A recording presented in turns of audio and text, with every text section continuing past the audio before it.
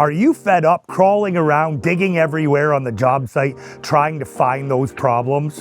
Hi, my name's Shawn, one of the coaches on the SiteOne training team. Today we're going to diagnose our solenoids using the Ohms setting on our ProTrade multimeter. Very important, we have our controller off when we're checking for ohms. Then we make sure we're on the right setting using the right tool. We've got our ProTrade multimeter, we put it to the Ohms setting, which is our upside down horseshoe.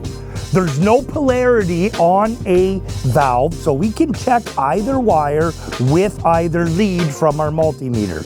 We're looking for a reading between 20 and 60. Outside of that range, we've got to replace the solenoid. For more information on the ProTrade multimeter or to pick up yours today, come on in to SiteOne or visit SiteOne.com.